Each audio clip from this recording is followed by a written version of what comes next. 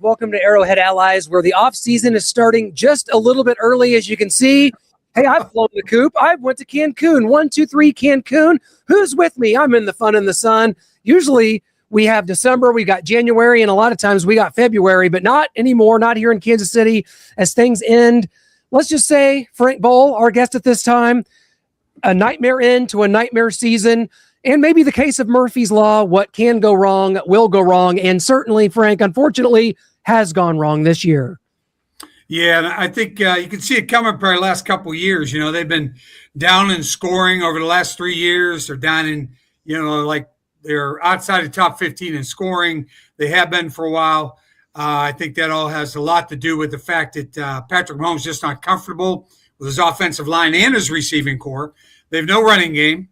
And I think all the defense coordinators have caught up to the Chiefs, and I think it just manifested itself starting with the Eagles' loss last year in the Super Bowl, and then just trying to regroup and put the band back together and just try to go on and figure, hey, we got that far last year, make a few tweaks here and there, and we're going to be fine. But they're not fine at all. They've got a lot to do this offseason, and don't expect this to be a one-season deal. Not that I think they're going to be, down below 500, but they're going to be at 500 or just above maybe next season if everything works out right. They can start to win some of these close games and get some semblance of a running game going and some semblance of an offensive line. But don't expect this to be a one-year fix for the Kansas City Chiefs. This has been coming for a while. I will see you in 2 years, folks. Have a good night, everybody. Yeah. Okay. I'll see you guys. Thanks for inviting me. Thanks, Frank. I'm staying here. Man, glad to have you on the show again, Frank. One thing that I think that people are not taking serious enough with being the bigger part, one of the bigger issues on this team, and there are plenty to go around. But I think having this schedule that they've had the past several years, there have been so many big games to where these teams are coming in with their A+++++ game, and that moniker of being the almighty Chiefs, the Super Bowl champion, the Chiefs, and everybody's, getting ready to see us coming to town. You got Christmas games, you got Thanksgiving games, you got Friday games in Brazil, you got games in Germany. This team has been juiced from the NFL to its core, like that, and I feel like all of the juice has been squeezed out of this team with all of these primetime games that they've had and all the travel that they had. Do you think this wear and tear of all of the schedule being the global Chiefs has caught up to them too? Yeah, sure, because they've already played an extra season. That over the past, they played 18 more games. And it's just 22 more games than virtually anybody else in the league. And it's just, it catches up to you. You got the tough schedule year in, year out. You get low draft picks all the time. So it's, that makes a wear and tear on your roster. They're worn out. And I told you guys, I started telling you guys this when I first started coming on here. It was just a matter of time for Patrick Mahomes. He was running too much. I always thought he was going to get caught with one of those little deals where he, fakes just as he starts to go out of bounds and decides I'm going to get an extra couple of yards. And I thought somebody was going to light him up on one of those deals, but it didn't happen. But he's running more than running backs. You just don't want your quarterback to get in that situation, but he was going to do everything he could do to possibly help this team win games. And it was just a matter of time. You're going to say, well, he's an older quarterback. He's only 30 years old, but he has got a lot of wear and tear on him. He got beat up all this season, all last season. He was getting hit a lot. So it's just a matter of time. It's a sport of attrition. You're going to get hurt playing this sport. You're in a game long enough. You're in this league for 10 years. 10 years down the line, you're getting hips replaced. You're getting knees replaced. You're getting ankles replaced. You're getting shoulders replaced. I mean, it just is the wear and tear in the game. And I think it definitely caught up with all of them. When I think I really saw it this season. Did they lose to the Bills just before or beat the Bills, whatever they did just before the bye week, right? Yeah. They came out of the bye week, and everybody thinks, okay, Chiefs are going to start. They just had a rest. They need a little bit of rest. They got a perfect spot. They come out of bye week saying, this is our time to crank it up. We're going to go after it. We're rejuiced. We're ready to go. And then they lose out of the bye week. and they've lost 5 of their last 6 games. They just aren't the same team they've been years past. They are worn out. There's no doubt. They got a lot of work to do during the offseason. Frank, the big picture question here. What does a season like this do for the legacy of the era of Chiefs football after everything this team has accomplished? Melina, I don't think you can knock what they've done over the past 10 years. It has been phenomenal for this franchise. This franchise has never been through anything like this. There's very, very few franchises in the league that have. I think Pittsburgh won 4 in 6 years, right? San Francisco, I think, did basically the same thing. The New England with Tom Brady, they won 3. He didn't win his 4th until 10 years later. Now, they had a 10-year span where they didn't win a Super Bowl, but they were in 2. They lost to the Giants both times, but they were in 2 over that 10-year period, and then he picked up 3 more before then leaving for Tampa Bay and winning another one. Of course, we know all about that football game. So I don't think the Mahomes legacy is over. It's going to depend on how he recovers. Looks like there was only the ACL damage. I say only. That's a bad enough injury as it is, but it doesn't look like anything else happened in that knee. No cartilage, no other strains, no other ligament damage, according to the doctors. He's going to Dallas to go to the best guy, I guess, that there is. So it will be well taken care of. Plus, you know him. He's going to get back on this right away. He's got the best trainer in the world, and they will go about this and get that leg back in shape. I think he'll wear a knee brace next year whenever he gets okay to play. I would say if it's not the very beginning of the season, it'll be maybe 2 or 3 games in when he would be full go for the Chiefs. Knowing him, he's going to want to play opening day, but I think they'll be very cautious with him as far as when they really stick him back out on the field. And they better get something done with the offensive line, or he's going to be back in the same hospital after next season. So they've got some stuff to do. So many offensive line issues. Oh, well, that's all there ever is here, and it's my favorite thing ever to discuss. But yeah.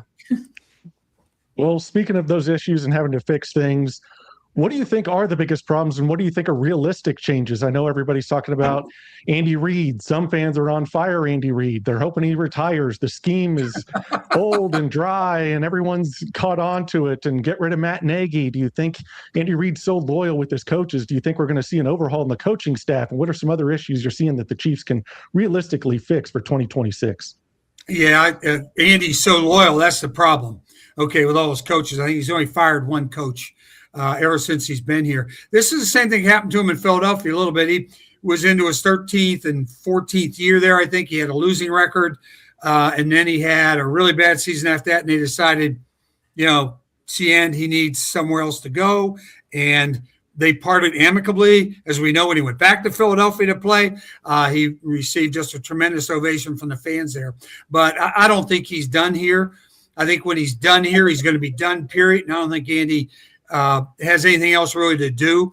He doesn't go fishing. He doesn't play golf. He doesn't even sit on the beach very much out in L.A. Okay, he's basically, in a cocktail lounge, not drinking, okay, but working on the cocktail napkins, designing more plays and ways to get this done. I think what he really needs to do on the coaching staff, Dave Toub probably needs to go. The special teams have been an absolute disaster this year. I can hardly remember a special teams play when there wasn't a penalty or a missed kick. So that's a situation for the Chiefs. I think he needs somebody in the offensive staff, and maybe Matt Nagy should maybe go. I don't think he's going to fire him, but maybe Matt Nagy could get a head coaching job somewhere. Tennessee's talking about hiring Matt Nagy as their new head coach, so we'll just have to see how that works. But the situation is to get an offensive coordinator in here, a young guy with innovative ideas that will stand up to Andy and say, Coach, I think we really we need to change this. We need to change that. And you have to have Patrick Mahomes come in on those conversations as well and say, Coach, he's got some great ideas. Let's start thinking about doing this and doing that. Because look at what the defensive coordinators were doing to them at the end of the year. They knew exactly where to be. They had the light boxes all the time. They weren't afraid of Pacheco. They weren't afraid of even Kareem Hunt. They didn't care. They were just playing the light boxes and making sure that the wideouts, who haven't done a very good job this year and aren't very good, They were going to make sure they didn't beat them over the top, and it was a perfect formula.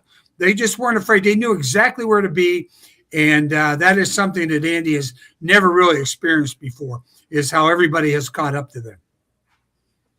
Yeah, Frank, along those lines, I kind of want to get into that a little more because I feel like this may be a crossroads of Patrick Mahomes' career. We know about the eerie similarities with he and Tom Brady's knee injury that took place in his 8th year as a starter, his 9th year in the league, going for his 4th ring. And these knee injuries happened. Of course, Tom Brady, it happened week 1, and he was good to go for the next season. We have questions about Mahomes. But for Mahomes, is this the time to kind of decide what's his career's trajectory is going to be from here? We look at this thing like, we're 2 years removed from a Super Bowl here. That's all it's been. But statistically and everything that we're seeing, Mahomes is ranking kind of in the middle of the pack. What do you think the next phase of this Mahomes era is going to be, especially when you're talking about no potential Travis Kelce, things being reset all over the place, coming back from an injury? This seems like we could really be at a crossroads for Patrick Mahomes. Right. He really has to get comfortable again. The only way to do that is to have an offensive line in front of you that you believe in, because he is not going to run next season like he's been running for the past 10. Okay. That's just not going to happen right now. He's going to have a knee brace on. He's going to have limited mobility. He's going to have to learn, to play better from the pocket.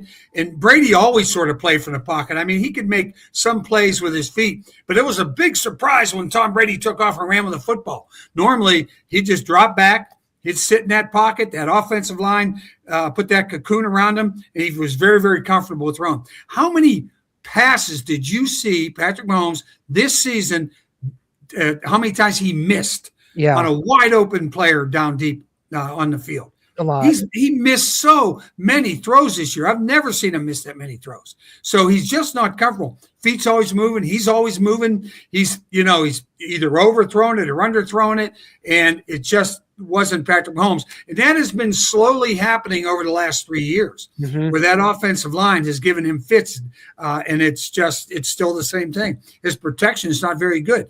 Keep harping on it, but until he gets comfortable again, then he'll become the Patrick Mahomes that we know, even though he'll be less of a threat to run the football.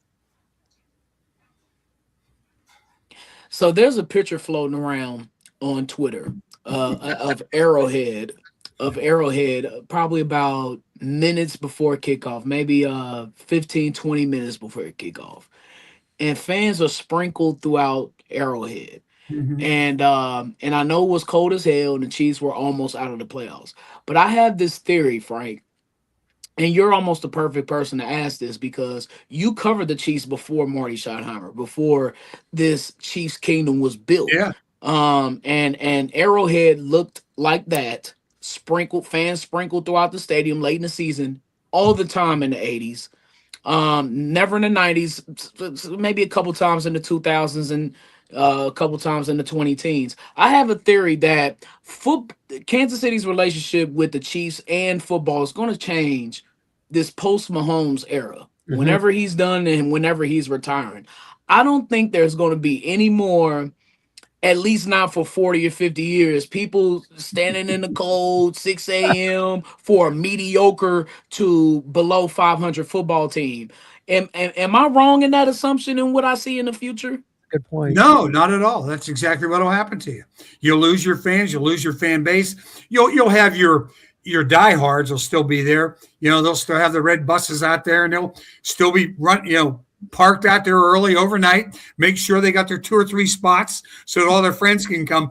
But they're going to start to turn around and go, "Why'd I get here so early? There's nobody here." Because I remember I was here when Marv Levy was still here. Okay, I got here in 81, and Marv Levy was still the head coach of the Chiefs, before John Malkovich took over. But we were here, and there was a really cold day, just like it was on Sunday. But it had snowed and sort of rained and then frozen overnight. So all the seats were frozen in an upright position out at Arrowhead. And Jack Rudney was being inducted into the Chiefs Hall of Fame that day. I remember this like it was yesterday. And there couldn't have been 10,000 people out there. And you can imagine what that looks like in a 70,000 seat stadium. It was 60,000 screaming seats is all it was. All right. It was like People couldn't get their chairs down. They're all standing along the corridors. There's nobody in the bowl of the stadium. It was really sad. So I remember those days, and those days can come back if you can't get it done. And what was the problem with the Chiefs in all those years? Even when Marty and Carl got here and they were so good on defense, they didn't have a quarterback. Didn't draft a quarterback. They didn't get to the AFC Championship game until they got Joe Montana from the San Francisco 49ers. They went to, and then he got bounced off the turf in Buffalo, had a concussion, and that was it for their chances there as well. Mm-hmm. But that was, I mean, it can happen again, and it can fall apart quickly. Why? You know how much it costs for a seat? You got to be kidding me now. I mean, it's just brutal how much a seat costs out there, how much season tickets cost, it's how much parking costs. It's just, it can happen in a heartbeat if they don't turn it around and Patrick Mahomes waves goodbye to the NFL and says after 15 or 16 or 17 years it's time to retire, maybe another injury or whatever, that it can turn on you in a hurry. Well, and I say, I'm sorry to interrupt, but fellas, I said that because in the 90s and 2000s, we always thought we had a chance to actually win the Super Bowl with Elvis Grbac, with Bono. And now with Mahomes, it's like, oh, this is what a franchise quarterback is like. We've never we haven't experienced this since Lynn Dawson. So now we know what a franchise quarterback is on an A+ team. I just think that Kansas City's taste has changed dramatically with this Mahomes era, and they're not going to be the diehards, like you said. They're not going to be out there how they were in the 90s and 2000s with by any means necessary, just because they're the Chiefs now. They have to at least be winning. I don't think they'll sit out there for a mediocre or below mediocre team after this era. I totally agree with you. I'm totally on board with you until they make another big splash like they did with Mahomes in the NFL draft and pick up a kid, and then he becomes Mahomes. I mean, there's been a lot of busts out there that have gone early in the first round, guys who have never made it. Brett Veach, give him the credit for that at least, that he saw that. He jumped up on the table or the chair or whatever that myth is during the draft and just said, we got to go up and get him. And they listened to him, and Andy was all ears, and they let him make that decision. And I'm sure they said, this is on you, kid. And it's worked out pretty well. Speaking of Brett and the roster and improving the roster, how do you see Kansas City navigating these choices? Well, your problem is it's going to depend now where they draft. Okay, where they're going to be in the top 10. If they lose out, they're going to basically be in the top 10. They're going to get themselves a really good pick. Everybody's talking about Jeremiah Love, right, the running back, to fill that void. I hate drafting a running back that high in the draft. But you're looking for a weapon for Patrick Mahomes. He may be it. I don't know. I'd much rather have another offensive tackle or somebody of that nature. Maybe if you're going to go wide receiver, I don't want any more of these Xavier Worthy guys. Don't give me a 5'9", 150-pound wide receiver that as soon as you touch him, he's flying out of bounds 10 yards. Okay, give me a big, strong guy who's got good speed, but a big, strong guy, turn around in front of those guys like all those guys are turning around in front of McDuffie and are standing there catching the ball in front of McDuffie and just turning on him because he's not big enough. But you're going to have to do some things here. I think for Travis Kelce, God bless you. You're going to the Hall of Fame, but it's time for you here. If you want to go somewhere else and play for someone else, I know that sounds harsh, but it's probably that time. I wouldn't mind getting rid of Chris Jones. They didn't do much as far as the defensive front was concerned anyway, even with him in there and with that cap hit, although he's going to be tough to dump because of the cap hit you're going to take from it. Trade Trent McDuffie. Try to get yourself some more draft picks and start to work on this team because I'm looking over this offensive line, hurting, tight end, need another one. Running back, good Lord. Wide receiver, yes, lots more those guys. Defensive line, no pass rush. Edge, yeah, we use a couple of those guys too. Defensive backs, we could use some depth out there, guys, okay? Played pretty well, but we could use some depth out there. Special teams, good night. Okay, it's just there's so much to do. That's like I said, it's not a 1-year fix. They'll get a lot done with free agency. Hopefully, they're 34 million over the cap. But I think if you renegotiate Mahomes, you can renegotiate, I think, a little bit with Chris Jones. If you get rid of some of these other guys and dump their cap room, I think you can, get yourself some cap room and enough cap room to operate. The cap to me is like this mysterious, mythical thing. Oh my God, they're 34 million, and then the next thing you know, they're 5 million under, and they have their entire roster put together. You go, how the hell did they do that? How'd they do that? So it'll be interesting, but they need a lot of help. Absolutely. And just kind of sticking with that, Frank, do you feel like Chiefs Kingdom and us kind of as a whole have overrated some of our talent? I know when Rashee Rice was coming back, they're like, Rice worthy Hollywood. This is the first time Mahomes has had these guys, EGE, everybody got to eat. And now everyone's screaming they can't get open versus man coverage. Who are these guys? We need more receivers. So it went from everything's roses. We got all these guys back for the first time to maybe we need to get rid of them. We need more receivers. So these guys can't get open versus man coverage. Yeah, right. Send those guys to the Chinese buffet. Okay, and then we'll worry about the rest later, about them eating. All right, they can eat on their own; they're fine. But they really do need an overhaul. I think Rashee Rice is still going to be here. All right, but Hollywood and then Juju, and you just go, what's going on? And then here's what I hate. All right, when I covered the team day in, day out, and the guys you would just expect, I never had anybody in that sense refuse to talk to the media in all those years. Okay, roles were the same way. I mean, there were some guys that didn't, but there were always guys who were front and center, win, lose, and draw. Eric Hosmer, the latest in that situation. George Brett, forever during his whole career. Win, lose, good day, bad day, 4 for 4, 0 for 4, strikeout, bases loaded in the bottom of the ninth inning, and you're 1 run down. Well, it didn't matter.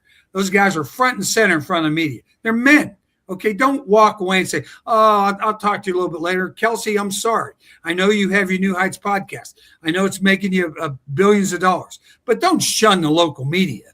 Okay, the guys who cover you day in, day out, year in, year out, don't shun the local media. Walk away. Xavier Worthy, somebody has to slap you.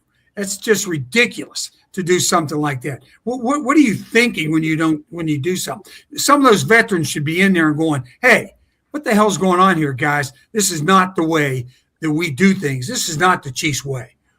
Stand up, be men, stand in front of the microphones, face the music, and we'll go on from there. You'll be much more respected, and you'll be given a little bit more leeway as well with the media if you do stuff like that as well. Well, Frank, I'm a little dire straits. I may stay here in Cabo San Lucas where I'm currently vacationing. But no, we love it. You are a legend, my friend. And there's always something about Kansas City. Check out Frank's podcast. It is tremendous. Before we let you go, Frank, we got our next guest coming up here, and we want to see if you maybe remember our next guest, which is former Chiefs quarterback Steve Bono, who joins us. You remember Steve from back in the day, and I just want you bet. You say hi. You bet. Steve Bono is one of those front and center guys. Never avoided anything. He was right there. And, they're trying to bring that franchise along, bringing in quarterbacks, trying to get stuff done with the Kansas City Chiefs. So, yeah, I admire Steve. Steve was a great guy here. So you guys have a lot of fun with Steve. He didn't avoid this interview. Thank goodness. He's here. You're right. He's right in it. Thank you. I hope his microphone works. That's all right, Steve. I hope your mic works, buddy. Let's see. Thank you so much, Frank. Thanks, Frank. Always an honor, my friend. Thank you, Frank. Always fun.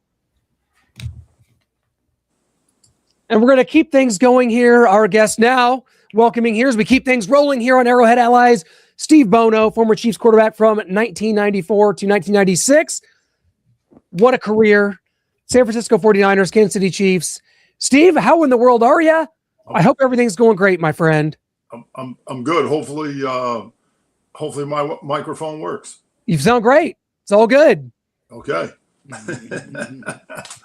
Good. All right, kick it off. I want to ask Steve for one of his famous hard counts. That's what you had the loudest hard count of all time. Well, I remember as a kid watching you in that number 13 jersey. Like who helped you develop that hard count like that? Actually, that's a great question, and I learned to do it when I was a rookie from Archie Manning. Wow. So basically, he didn't necessarily teach me the commands of fast or slow, but basically taught me that make it easier on everybody else. If the play ends in 2, make the count on 2. If it ends in 4, make it on 4. Put the counts and the something that they rhyme with together and make it easier. That's awesome. Yeah. People say to me, "Oh, you got such a great voice. You should be on television or radio." I said, "No, it was only good for hard counts." Well, speaking of that, Steve, I know I mentioned that too, Brian, to Steve before, how he had the best hard count. And so we've come up with our own NFL Cadence Hall of Fame. We were 2 first inductees here. It's going to be Aaron Rodgers and Steve Bono into the NFL Cadence Hall of Fame, ladies and gentlemen. Those are the best I've ever seen do it. Aaron's really good too. Yeah, you don't see it much. I mean, with so many silent counts and quarterbacks, not under center as much. Just harder to do from 4 or 5 yards back. Yeah, Steve, I wanted to kind of talk to you about that because I know the Chiefs and Mahomes, they run a lot of shotgun. They've had success running from under center and more than they have in their shotgun RPO game. So I want to ask you just kind of what the difference is between running from under center versus running shotgun with the running back next to you versus the running back behind you, how it allows the offensive line to set, the running back's vision. And the Chiefs, they don't really throw from under center. He's only thrown, I believe, 1 pass from under center this season. So what is it about this Kansas City Chiefs team that they want to run these RPOs out of the shotgun? I would say that there's more sleight of hand when the quarterback is under center and he has 2 backs in the backfield. It's easier to run misdirection. It's easier to run play action. The quarterback has his back turned to the line of scrimmage, has the ball in his hand. Where is it going? Am I allowed to say this? Hopefully I don't get myself in trouble for saying this. Our college coach, Homer Smith, who was our offensive coordinator and quarterback coach and one of the smartest people I've ever met. Anyway, used to say that faking is like prostitution. You give it away, but you still have it. Oh, I like it. I like it. Hopefully that doesn't get me in trouble. Nope. Okay. I'm stealing that. That's what I'm doing. but other than maybe like you were saying, the RPO, getting that guy on the end of the line of scrimmage to bite when the ball is in the pocket of the running back. Does the guy come down the line of scrimmage or does he come upfield and is able to take 2 people? Well, able to make the quarterback give the running back the ball, basically. So, it's just, I would say there's just more things that can happen when you're under center. Mm-hmm. Hi, Steve. You had the unique experience of playing with Joe Montana in both San Francisco and Kansas City. Can you talk about that relationship and what it was like filling in for him during several games in 1994? I was very fortunate to play with Joe Montana. He taught me a lot. Obviously, I got to see one of the best. And if somebody asked me who the best was, I would say he was. He and it in my mind, it made it easier on me because when I got a chance to play, I was just trying to make myself look like him. I got to do what he did, and know, okay, this coverage, this is where he's going to go with the ball, or we have this run and, we need to get out of it, or yes, it's good. Go with it. I think my best answer for that is I got to coach high school quarterbacks for about 15 years. And I used to always tell them that I wasn't trying to make them look like me. I was trying to make them look like Joe Montana, because I knew how that looked and I knew how good that was. So don't ever let anybody tell you that they're, Steve Bono is trying to make you look like him. That's not the truth. He's trying to make you look like Joe Montana. But it was an honor when I got to come here. Fortunate that Joe and I have become good friends, and like I said, I was just trying to emulate what he did every time I got an opportunity. Thank you. Well, kind of going to that, with the GOAT debate now kind of always rages on. A lot of people talk about Tom Brady versus Patrick Mahomes. That's the greatness of Patrick Mahomes and what we've seen from him over the last 8 years. But I think in the middle of this, Joe Montana really gets left out of the conversation far too often. And I think Joe growing up was my favorite quarterback. And he's the one I always look to, is like, he's my guy. Like, I'll take him over anyone. His savvy, his ingenuity, like his calm, the way he stayed calm on the field and in the huddle. And so just kind of make a case, like, why do you think Joe is not being brought up as much in that conversation? Because I feel like that he should be, and he should still be right there, right at the top. He should definitely be right at the top. I would say that he's not, only because he was doing it 25 years ago. And we've had some great examples, obviously, in Brady and Mahomes in the last 10 years. Obviously, Patrick and the Chiefs going to the Super Bowl 5 times. Brady 10 times. I think that's the right number. But yeah, you have to put Montana in that same sentence, because he played in it 4 times and he won all 4 and never threw an interception. And won them on the last drives. Was simply spectacular. Mm-hmm. And Steve, with Mahomes' injury now, torn ACL in the left leg, I have this thing where whenever he runs the ball and he gets, a good yardage, 20, 30-yard run, 15-yard run, whatever it is, I always call him Patrick Vick. But now he'll need to adjust his game and be more like, since we're on this subject, Patrick Montana. Starting to be more savvy in the pocket, maybe has his feet, will move around in the pocket, but more so staying in that pocket and not trying to escape. What are some major adjustments that Patrick Mahomes is going to have to make after this ACL injury? Honestly, I'm not sure that there'll be some minor ones, but I don't think there's anything major. Only the reason I say that is, yes, he can take off and run for 20, 30, 40 yards before anybody even notices he's left the pocket. But when he's leaving the pocket, to me, he's not looking to run. He's looking for somebody that's open. He's just trying to buy more time to complete a pass.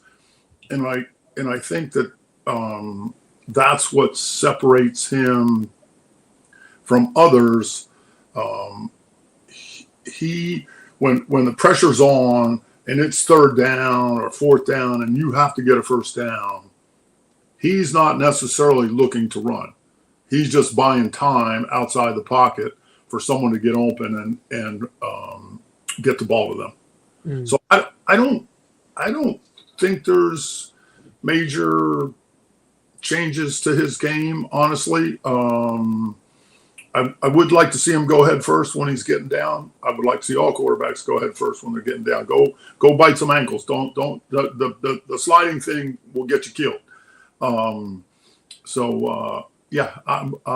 think what I know of Patrick, he'll put in the work. He'll be 100% when he comes back.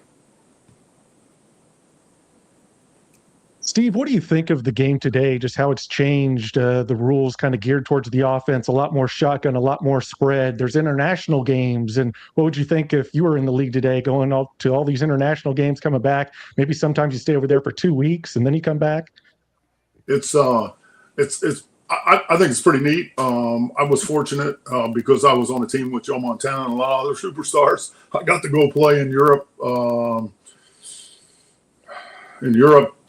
Three times, in Japan twice, so Mexico once. But we did in the preseason. We didn't do it for regular season games. I think it's really neat. I've been to one of the 49er games that was in Mexico City 15 years ago, I'll say.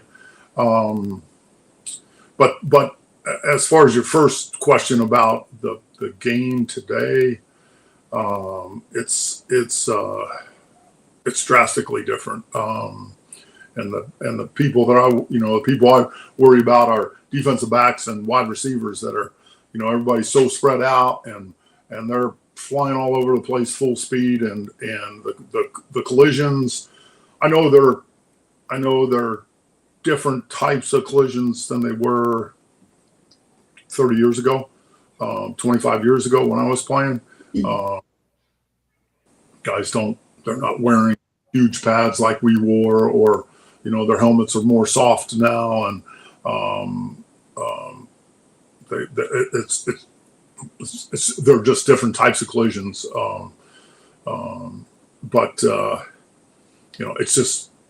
It's so spread out. Even though we started with two backs in the backfield, a lot of times put a guy in motion, so we ended up with two wideouts and a tight end and a running back out in a pattern, and would always sneak out the fifth guy whenever they could.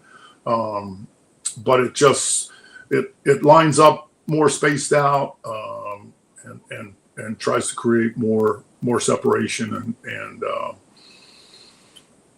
running between the tackles without a fullback and without a tight end is a whole different world. Seems like a whole different world 30 years ago. I was in Monterrey, Mexico, as a cheerleader in 1996. So it seems like yesterday, doesn't it? Oh my gosh. That was, wow. That was a long time ago. You know what? And you and I, we haven't aged, so. It was amazing to be there and playing that game and actually what I don't remember if we won or lost. I know we played the Cowboys. It was a preseason game, so it didn't necessarily matter. But what just flashed back to me was to think that I literally got in a cab. I paid the guy whatever, $25-$30, and he took me all over Monterrey, Mexico, just to my Spanish was just barely good enough to communicate. But he took me all over the city so I could see it. That's what I remember. Can we take it 1 year back to 1995? Your 76-yard run against the Cardinals is one of the most iconic plays in Chiefs history. Do you have, or did you have any idea pre-snap that it was going to work that well? I'm sure you all have heard me tell the story, so I will tell it again. Forgive me for boring you. No, it's my favorite play ever. So obviously it was a game plan play. It was in from the beginning of the week when we put in installation on Wednesday. Every time we ran it in practice, it worked. And usually defense, scout team kind of knows what play's coming, so a lot of things don't look as good in practice as they do in the game. So end of the first quarter, I go to the sideline, and it's 3rd and 1 in Arizona, 1995, whatever it was, October 30th. October. No, it was earlier than that. It was like week 5 or something. Okay. Maybe it was maybe it was October 1st. Anyway, Yeah, that could be. Anyway, it's 3rd and 1, end of the first quarter. I go to the sideline, and Marty looks at me, and he kind of shakes his head. He goes, "Might as well. Why not?" Doesn't even tell me what to call. All right, and he's got this shit-eating grin on his face, like, so I know exactly what he's thinking. So I go to the huddle. I go in the huddle, and now I must have the same grin on my face because everybody looks at me and like, "Oh yeah, let's do this." That's. Oh, I don't even remember calling the play. I probably did, but I don't remember calling the play. Now I'm going to back up a step. So the Cardinals would have 6 down linemen, 4 linebackers, and Terry Hogue, who was a strong safety. Really good player, smart guy. And so the end of the play was called Joe V cutoff. So Joe Valerio pulled in case Terry Hogue was in the game because we were afraid he was going to sniff it out. But every once in a while, Terry Hogue would go off and the 5th linebacker would come in the game. So we break the huddle, go on the line of scrimmage. Well, doesn't Terry Hogue decide to run off, and the 5th linebacker comes on. And we all know now we got this. I mean, nobody's thinking it's a touchdown, but we know we have a first down. So, go back, make the fake to Marcus, take my couple little steps, and I can hear Joe Valerio screaming at me at the top of his lungs, "Bones, get out here, there's nobody out here." So I loop around, and there's Joe V running backwards and nobody out there. And of all the footage over the years that I've seen, the game camera is the most ironic or the best shot, because from the end zone you see 20 guys in a pile, and you don't see Joe Valerio and me running down the sideline, but you see guys from the Cardinals going, "He's got the ball," and they're pointing out to the left side toward me, to the defensive left side, offensive right side. Anyway, it was funny. I remember running in the end zone. Official signals touchdown. I literally run over and put the ball down on the marker for the extra point. Run off the sideline. Everybody's over on the sideline, just like smiling, kind of laughing, because we knew it was going to be good. Was that Buddy Ryan's team or Joe Bugle? I'm sorry? Was that Buddy Ryan's team, the Cardinals, or was that Bugle? No, it was Buddy, and Buddy got fired the next day. Oh. Yeah. It was October 1st, by the way. It was October 1st. Yeah. Okay. Yeah, I thought so. I knew it was either beginning of October or the end of October. Man, that I'm enjoying my afternoon cappuccino here. Well, yeah, it must be nice, Steve. We're sitting here in December in Kansas City. You know what that's like. Well, not me, Steve. I've flown the coop. I'm here in 123 Cancun. Unfortunately, like the Kansas City Chiefs are currently, because their season's over, there'll be no playoffs. Patrick Mahomes is hurt. But what is kind of your takeaway from afar, seeing what has happened to the Chiefs this year? At 3 straight Super Bowls, they've been to, 7 straight AFC championship games. What a run this has been. And all of a sudden to have it all fall apart in this fashion has been shocking to us here in Kansas City. But from afar, what's that been like to see how this has happened? It's unfortunate. I'll say that unfortunately it happens to all dynasties. You have to say can be considered a dynasty for sure. I mean, you've gone to 5 Super Bowls, you've won 3. And the comment, obviously there's a lot of good players there, but I've always said that the combination of Andy Reid and Patrick Mahomes would never bet against them. and it's unfortunate, but it does happen. Knowing Andy, he'll shuffle the deck. He'll come back strong again next year.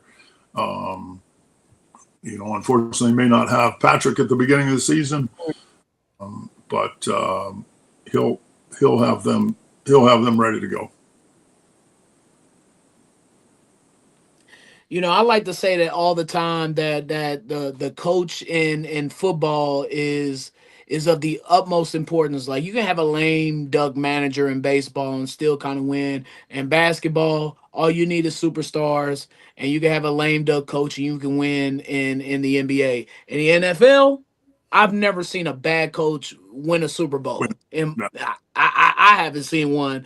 And you just talked about Reed and Mahomes and their relationship. And look, Steve, these people are going crazy right now in Kansas City, talking about firing Andy Reid or him needing to leave when he's only, 40 something wins away from Don Shula and trying to catch him. Can you talk about the importance of having stability at the coaching position in the National Football League, and how that is the ultimate difference maker in you being a good team or a bad team? Yeah, it's a difficult job. You have a lot of egos, and you have to, as the head coach, you have to be able to treat something I learned from my high school coach. You have to be able to treat them all differently, but similar. Know who you can pat on the back, who you have to kick in the butt.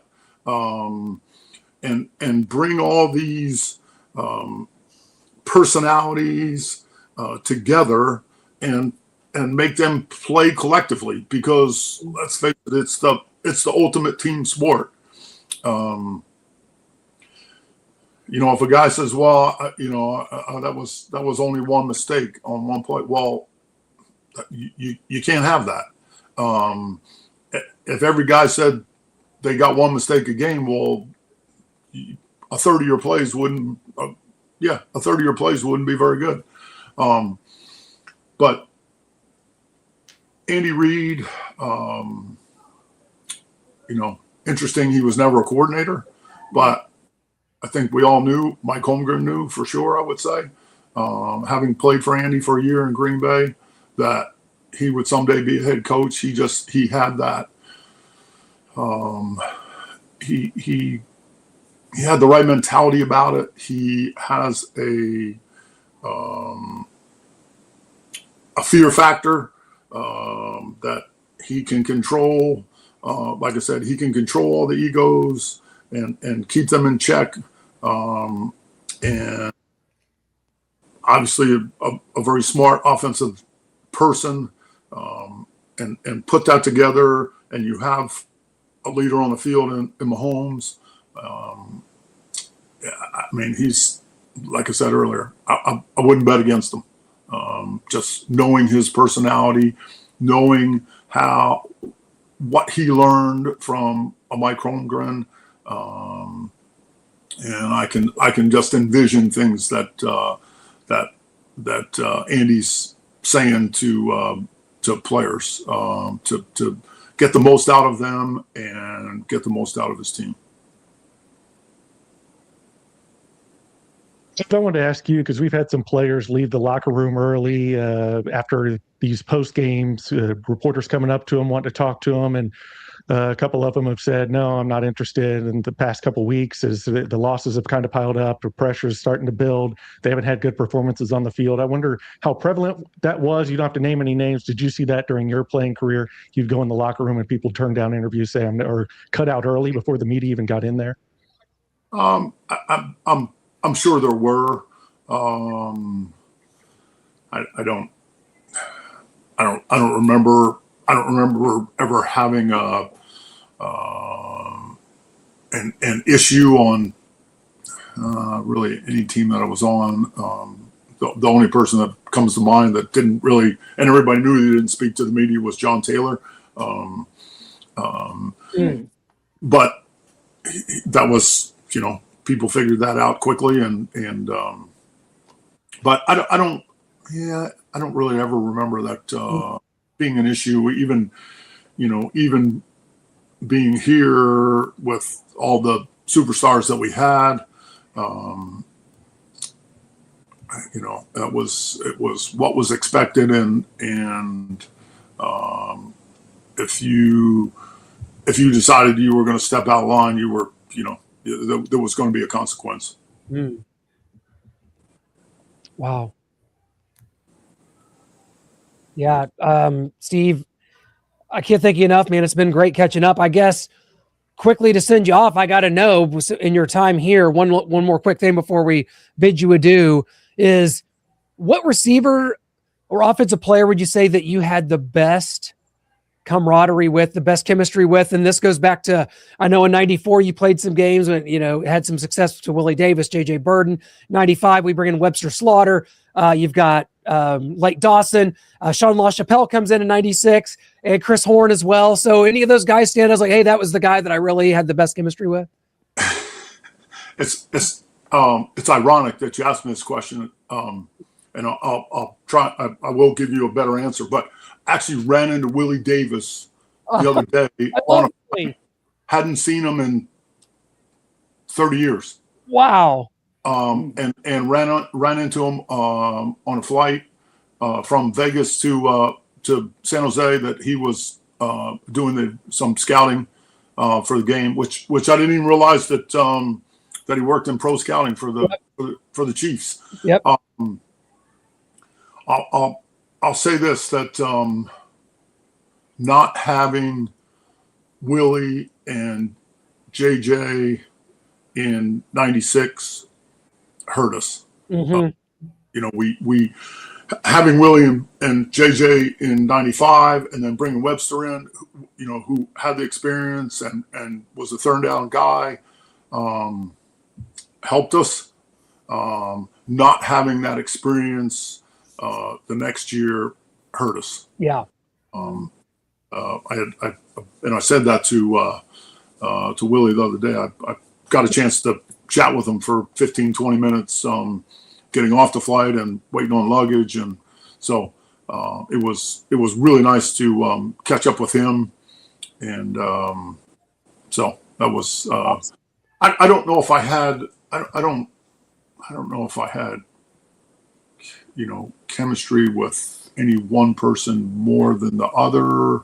Obviously having Marcus and Kibble in the backfield, and Keith Cash and Derek Walker and JJ and Willie and Webster and Lake and all those guys. We were pretty good offensively. Yeah. Steve, awesome stuff, man. Always appreciate the perspective. Great to have you join us again. It's been too long, and hopefully we can do it again soon, man. Thank you so much. Sounds good. Thank you all. Thank you. Thanks. Always an honor, and happy holidays, my friend. Happy holidays to you all. Thanks. Take care. Oh, dang. I should have asked Bono, what did number 13 mean to him? He wore 13 everywhere. Right. Yeah. That's Like good. even college, he did. You're right. He wore it in college too? So at UCLA, Ah. I'm not 100%, but I think he did. And yeah, it's crazy to think back that we're at that. It's kind of a perfect time to have him on to think back 30 years. That 95 team just stands out so much. 13-3, undefeated in the division. That's when you had, 8 division games to play. And that team just came out of nowhere. They were picked 5th or 6th in a 5-team division. If you remember going in there, that was the media joke about the 95 team. Yeah, because Montana was leaving. Montana was retiring. They thought that the Chiefs was just going to go to shit in 95. What surprise? Best record of the league. Yeah. Surprise. And then we got surprised with a 10-7 loss. And we forgot to bring that up to Steve. We've talked to him about it before. No need. We've rehashed the 96 playoff loss to the Colts enough. We're already dealing with enough trouble around here as it is to delve back into that. Play the Packers in the Super Bowl the next year. Oh, the Sports Illustrated cover. Yeah. So in 96, because I think you brought up the 96 team last year. Yep. Do you remember that devastating loss to the Colts that we had? We had to relive. It was late in the season. It was like week 15. Kick with a chance to win the game. We recovered an onside kick late and still had a chance to win. I think Sean LaChapelle laid out for a 4th down that we couldn't come up with to keep the drive going. and then follow that up with like a Jacksonville win over like the horrible Falcons and like Martin Anderson missed. Yes. We still had a chance. Week 17. They just need to miss a field goal. And we would have been in the playoffs, right? We lost. We played Buffalo, right? We lost to the Bills. Yeah. And then the Jaguars went up going to the AFC Championship game. Beating the Broncos. They beat Buffalo at Buffalo. Yeah. They go to Denver, 1 seed. They had the best record in the league that year. They go there and beat them, and then they lost to the Patriots. Yes. Yeah. That was my rookie year cheering too. Yeah, your rookie year in '96. It was very exciting. Very exciting. Well, we have to live in 30 years ago realm. It feels better than it does in our current version of ourselves. But I think we've done a good job of staying the course here. We're not just completely, not a lot of hyperbole necessary, not a lot of burials and this is done and this is over. We're going to regroup. This show's going to go on. We'll be here till the end of the season, which unfortunately will be the beginning of January now. But, Milena, overall, it just wasn't our year as the casual. I feel like it's a bad movie. I feel like it's just a bad movie or a bad dream, and we're all going to wake up. But that's not our reality. Things just didn't shape up the way we thought it would. But it was great to talk to Frank. Always great to talk to guys like Steve Bono and get their insight. Frank's so fun too. But guys, before we go, I want to get your take. Maybe the season, this last game, anything like a hot take. Like, what are you thinking, Brian? Let's start with you. I got a lot, but I think we're here. We're here. I think that this team is going to be completely. I don't think people are ready for how different this team is going to look next year. Right. Structured. I think that all of the guys that Frank Boal said, I think they're gone. I think Chris Jones is gone. I don't think they're signing McDuffie to a long-term deal. Watson, I think he's going to be gone. Karlaftis, I'm not sure because they already have him signed, but I think the Chiefs are going to make at least 2, if not 3 big trades this offseason. They are, again, high over the cap. They need a lot of depth at a lot of places. And with that high pick, I think they'll trade back and get more picks. The Chiefs need it. The Chiefs need more blue chip players on this roster. Yeah. And I just want people to be ready and prepared. This is the good thing is that this is going to be the most interesting offseason in the Mahomes era, bar none. Way more interesting than 22. More interesting than 17 going into 18. Because this team, it's going to be a new era. This is an era, but it's going to be a brand new era because I think Kelsey is we've seen his last catch from Mahomes. Oh, that's scary to think about. Really, wow, makes me really sad. Yeah, Brian, I can't say I disagree with anything that you've said there. I mean, I think the Chris Jones situation would be a little shocking to me just because of the dead cap space that's involved. I think maybe that could be a case for next year, but I'm not saying that it's off the table because nothing should be off the table. Okay, speaking of off the table, this is my last thing. What are the betting odds? I can't believe I'm saying this. The Chiefs draft a quarterback. I mean, it's got to be plus 9,000 at this point, just because you're never going to draft a backup. Because I think, guys, what we're going to look at in hindsight, we know Bobby Stroop's the best in the business. We know Patrick Mahomes is built like no one else. We know that now the ligament damage wasn't quite maybe as catastrophic as they thought. I do think that. Oh, really? Yeah, that they said that's why the second opinion. This torn ACL. It was no other ligament ACL, but there's no other ligament damage to make it worse and longer lasting recovery. All that being said, I think that this is full bore, with Mahomes and the rehabilitation and just following that. And I just think that, like you said, things are going to look differently and that nothing should be off the table. Andy Reid retiring, not saying it's going to happen, but not off the table. Matt Nagy gone, Eric Bieniemy back, not off the table. Someone else like Frank Boal said, a young guy that they bring in to really reinvigorate things. It's all there. The one thing that I push back against is Frank Boal talked about the offensive line, and he's not wrong. It was not good a lot of this year, but it never is. Guys, it's never been good enough this entire time. We've done nothing but put resources into it. We drafted a left tackle, number 1. We traded for Orlando Brown 3 years ago, gave up a first-round pick for that. That didn't work, moved on. Now a new left tackle. Going to need a new right tackle next year. We have him on the roster. It's Jalen Moore. We signed Creed Humphrey. We signed Trey Smith. Your 2 interior linemen are good to go. We had injuries, massive injuries that really derailed this. So I'm not, like Frank Boal said, trying to draft the tackle. What are we talking about there? What are we really trying to do there? We've put resource after resource into this line. He's right about the running game. I think we're all kind of on the same page here that, guys, that anything could happen, and be prepared for wholesale changes. Noah, you would probably agree. I hope so, but I'm not sure that that's what we're going to see. Yeah, maybe Jalen Watson isn't back. Maybe they trade Trent McDuffie. I think Chris Jones stays. I think they restructure Chris Jones and Patrick Mahomes' contracts. I wish they hadn't signed George Karlaftis, but they did. On the offensive line, I think you'll see them sign a few better backup pieces than Mike Caliendo. I think Jalen Moore will probably be your starting right tackle. It'll kind of depend on this last few games. Do they think Esapole can do it? Do they think they can move him to right tackle? And then you've got a young, cheap guy that can cut Jalen Moore. It'd be interesting to see what they do there. Wanye will be gone. I think Travis Kelce retires. There's no point in him coming back. He had a good season statistically this season. I think he can point at that as where he's coming off the Eagles Super Bowl. I think that's why he came back. Like, man, I can't go out like that. Yeah, you're missing the playoffs, but at least you can say, like, hey, I was 2nd in yards. I was 5th in touchdowns. So you can at least say I went out on playing the best I could at that age. And the rest of it, yeah, I think we need different receivers. Clint and I, for years, tried to get you DK Metcalf and George Pickens. It didn't happen. Hopefully we can go out and find one of those guys in an upcoming draft. We need a running back. I agree with Frank, not in the first round. Try to find one of those guys later. I think maybe the first pick needs to be an edge rusher, but I'm really worried about Andy Reid, Brett Veach. Brett Veach, it appears, had a rough draft. Again, it still remains to be seen. He hasn't gotten like a Hall of Fame player like John Dorsey. I guess if you want to credit him with that myth of Patrick Mahomes, like Frank Boal said, but we don't really know what happened there.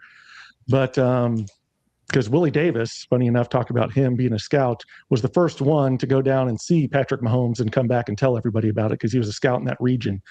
But yeah, I'm worried about Andy Reid getting rid of Matt Nagy, turning over this coaching staff, getting rid of Connor Embry. We talked about it with Frank. He's too loyal. I don't know if that's going to happen. Cut Dave Tobe.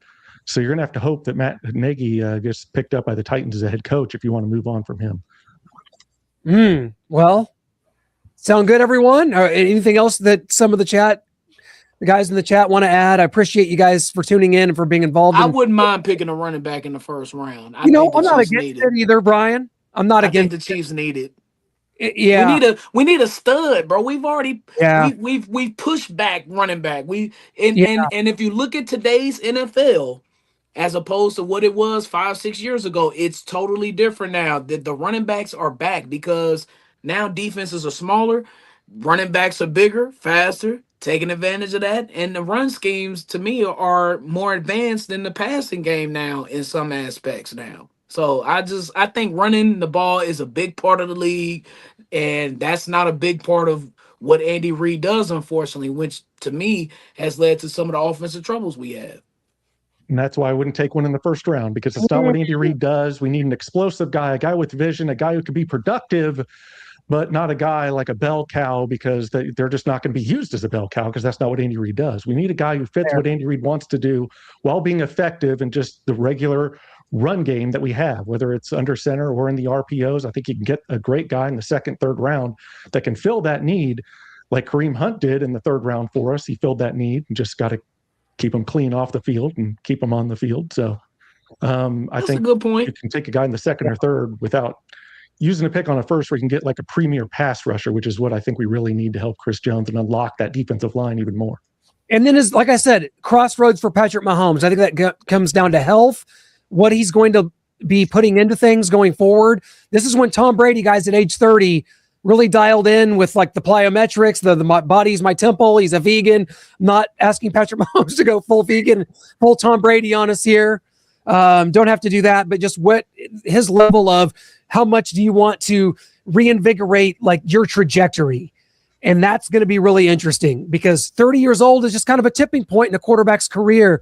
And we've seen Patrick have so much success. We want there to be more. And I'm just going to ask you guys one final question before we sign off here. Does Patrick Mahomes ever win another Super Bowl here? Yes. No. 100%. No? Yes. I say absolutely not.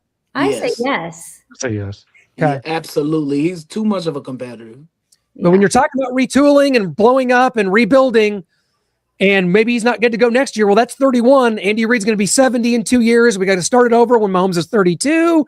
And now we're going to get this thing. I'm just saying the odds would be in my favor here. And that's why I'm saying it. Not because I don't believe in Patrick or believe in what this can still be, but just because the You odds. think Andy Reid return in 2 years? I'm just throwing out a number because he'll be 70 and he might coach till he's 75. I have no information otherwise, but 70 is kind of a number you look at and you're like, well, how long does he want to do this? So I'm just saying no, because I think it's kind of taking the field against Tiger Woods though. It's like, well, I got the field, but you guys got Tiger Woods. It's a tough bet to make, but I just say, no, I don't think he'll win another one. I think he's blown our minds so many times, though, Clint. And I don't think he's Yes. done. I don't think I he's love done. that. I still believe in him, and I always will as long as he's here, no matter what. If any of you all are listening out there and you're the praying kind, we should just lift him up tonight and every night for his first game back. Just lift him up in prayer for quick healing. Certainly. Strong return. And Bobby Stroop, let's get it rolling, buddy. The surgery probably. Hey, we know Bobby what he could do, guys. We appreciate it. We're gonna keep things rolling here on Arrowhead Allies. We never have been in this position yet. Brian, gosh, since you've been a part of this, we've won 2 Super Bowls since we started Arrowhead Allies. We've played in another last season. We've never quite had a season like this. It's been strange. It's been off the wall. And we're just trying to live in the moment and try to keep things going as best we can. So thank you guys so much for being a part of all this. It's what we do. We love it. Thank you guys. Let's go Royals. Okay, it all was going so well, and then that happened, and now I'm out again. Off the rails there. Thank you. Brian's at it. He's not thrilled with our Chiefs talk and how we don't really like baseball. Uh-oh. Brian's already moving on, ladies and gentlemen. But Clint and I, we can't do it. We cannot relent. We cannot relinquish our football season to baseball season and the Royals. So we got to say, go Royals!